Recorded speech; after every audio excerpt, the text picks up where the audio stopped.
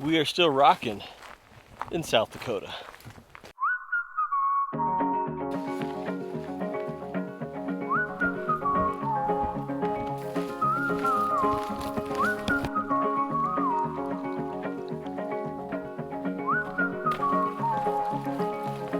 What's up, friends?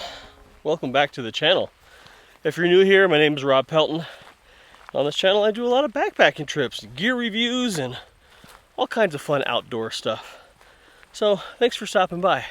As we cruise through South Dakota, we decided to stop at Wind Cave National Park and do just an overnight backpacking loop. This is the Lookout Point Loop. It's only 4.75 miles, but we're gonna make an overnighter of it because we got the time. Now this loop, it starts at Norbeck Trailhead, which is also the starting point of the Centennial Trail. That's a 120-mile trail that runs from Wind Cave National Park up to Bear Butte, which is kind of near Sturgis. But from Norbeck Trailhead, if you're going counterclockwise, you'll actually start out on Lookout Point Trail. And as that comes around, it'll actually meet up with the Centennial Trail, and then we take that back to the trailhead. So right now, this kind of went uphill right away. We're on top of this kind of prairie. There's prairie dogs everywhere. You can probably hear them barking in the background. And there's also bison. There's tons of bison up here, so I'm sure we'll get a good look at them.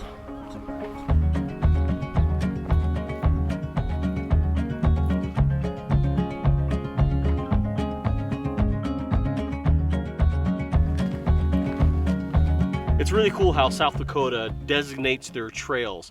So the Lookout Point Trail, which we're on, is actual trail number 4, and that's designated by these signs on these posts.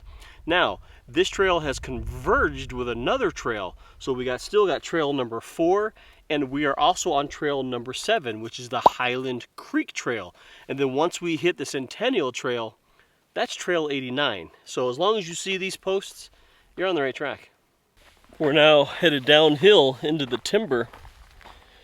Now, what's cool about South Dakota is these pines here, they're ponderosa pines. I mean, they're just littered across this whole state. And you can tell it's a ponderosa pine because of the way they are.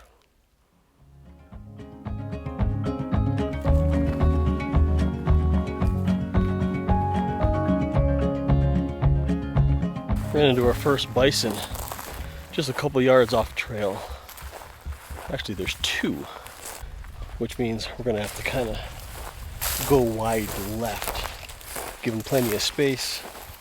And if you're unsure how far you should be, you should use something called the thumb trick, where you extend your whole arm and extend your thumb. And if your thumb covers the whole animal, you're good.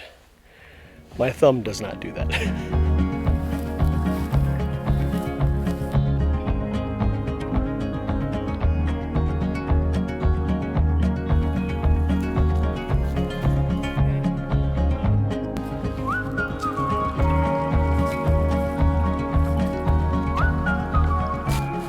Finally made it to the Centennial Trail, and I just realized something. So Centennial Trail, like I said, is trail 89, but in Wind Cave National Park, it's trail number 6. It makes total sense. We've hiked about 4.25 miles, which means we're only half a mile from the car. So now we're looking to set up camp. And that was the plan all along. So I think we're going to follow this ridge up here and camp up there. I know the camera doesn't do it justice, but it's pretty steep. Let's talk about dispersed camping in Wind Cave National Park.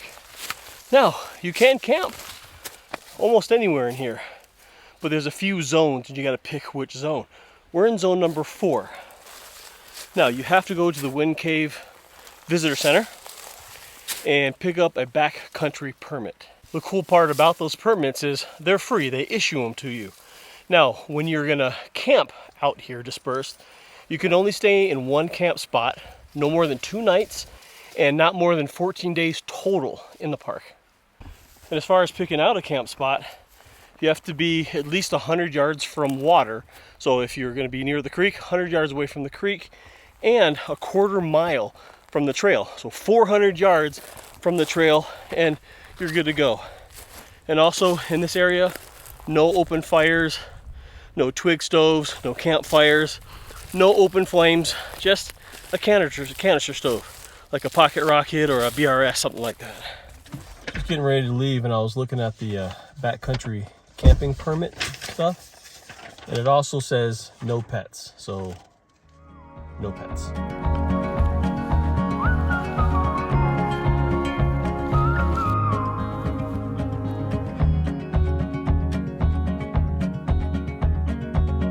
I got some new gear for backpacking. For instance, this UGQ top quilt and new hiking shoes and just new stuff for backpacking, which I will be doing a video on fairly quickly, hopefully.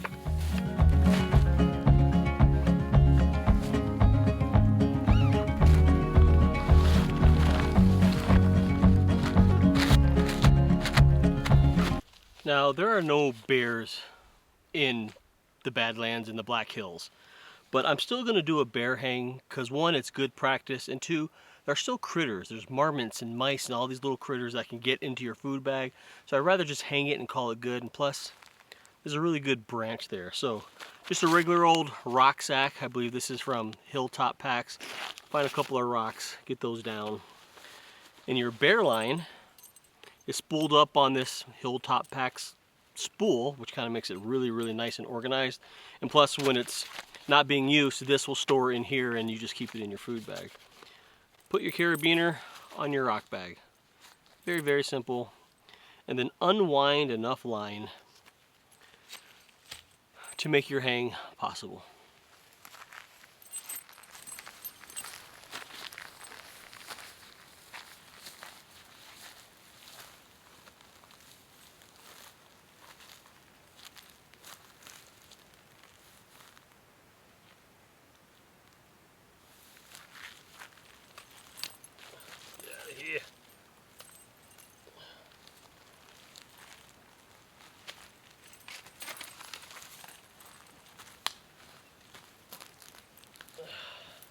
First toss. So let me show you a few things here. So I'm going to do something called the PCT hang, which kind of involves a toggle, and you could do a knot as well if you want to, but if you hate knots, then Hilltop Pack's sister company, Apex Giant, makes a bunch of little aluminum and titanium doodads, and they make something called a Dogbone because it looks like a dog bone. Now this is designed to attach to the line and then get caught in the carabiner, to hang your bag. So I'll show you how to use this in a second. But the other thing I wanted to show you was when you're, have all your extra line here, right? To get it from just spooling freely, wrap it, put a double twist in your line, and then put it over, and it just cinches on itself and just hangs. Simple. Now let's show you how the Dogbone works. I actually have a little video on this. I'll link it down in the description. It gives you kind of a really, really detailed look at it. But let's just say that this is your food bag. There's like 2 days worth of food in here, right?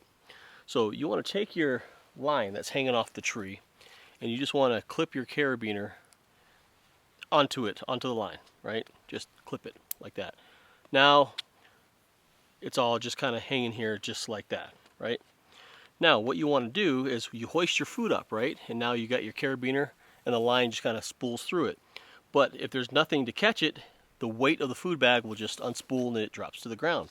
So you need something to stop this line from slipping. Now you could tie a fancy knot and use a toggle, or you could just use a Dogbone. So below the carabiner, just make a loop, just like that. Get that big hole in the Dogbone, put your loop through the hole in the Dogbone, just like that. Now, pull a little bit more slack in your line here, and then simply feed that loop over one end of the Dogbone, pull it tight. Now you got this. Now the weight of the food bag pulls, and your carabiner catches the Dogbone. The Dogbone can't go through the carabiner, and that's how you suspend it. But this obviously is way up in the air, and that's how you do the PCT hang using the Apex Giant Dogbone.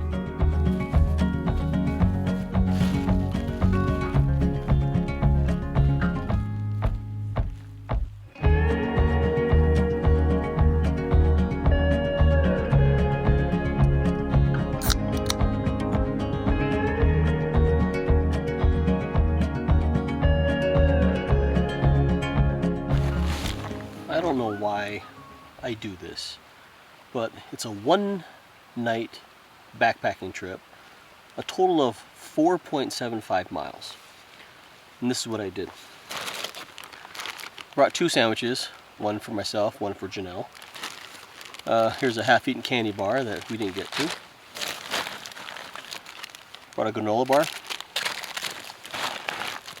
All kinds of cheeses. Another granola bar. Yeah, stuffed sacks, whatnot. Alright. Wheat thins. A pack of crackers to go with that cheese. A cup of pineapple. A whole Mountain House meal. It's new. It's chicken tikka marsala. I love Indian food. I like curries, and they had one, so I bought it a long time ago. That's not being eaten tonight. Oops, stay. I have some more cheese. Got some hot chocolate. And the coffee, but the coffee's from morning. Got another full candy bar. And then, you know, as you're hiking, you like to snack on things, right? Well, I brought a million candies, like caramels, raisins, the chocolate thingies, Werthers, I mean, just a ton.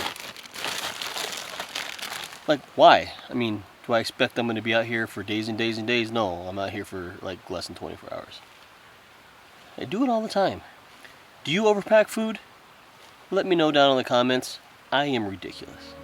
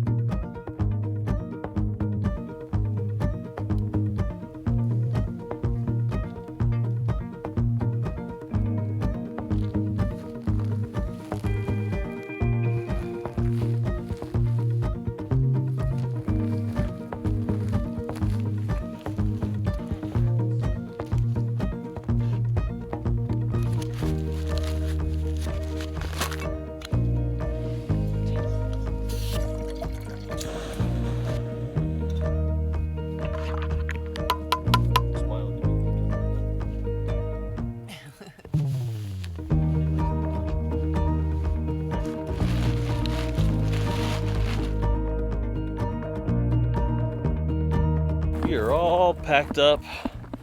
Now we got to navigate down this bluff to the trail, but it's only a half mile to the car. Got down to 33 degrees last night, so darn near freezing. But it was nice. I mean, we were warm. There was no breeze. We heard a few coyotes, a couple of owls, but it was very nice. It appears there's an actual trail with a much more gradual incline or decline at this point. Much better than hugging the cliff face. Yeah, this was way easier.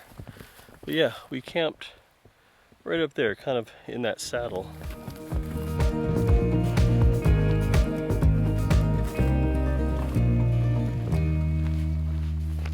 For this particular hike and navigation, we just use AllTrails, and we have the AllTrails Plus version, which lets us be able to download maps and use them offline. So AllTrails is a pretty good resource for that. So many other apps out there, but we use it a lot. I'll leave a link in the description of the map that we used. And that's all she rode. Made it back to the trailhead. It was a very short, very beautiful hike in. Just an overall really good, quick overnight here at Wind Cave National Park. Now, I'll leave links in the description about this hike. I'll leave links in the description about my Centennial trail hike that I did.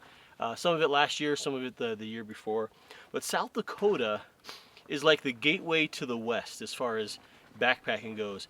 It's not too far west, but it gives you that really good introductory western atmosphere backpacking. So don't overlook South Dakota. There's some gems here. But thanks for stopping by and joining us on this hike. Just don't forget to get outside and find your own adventure and enjoy this beautiful world. So be yourself, be happy. We'll see you on the next one.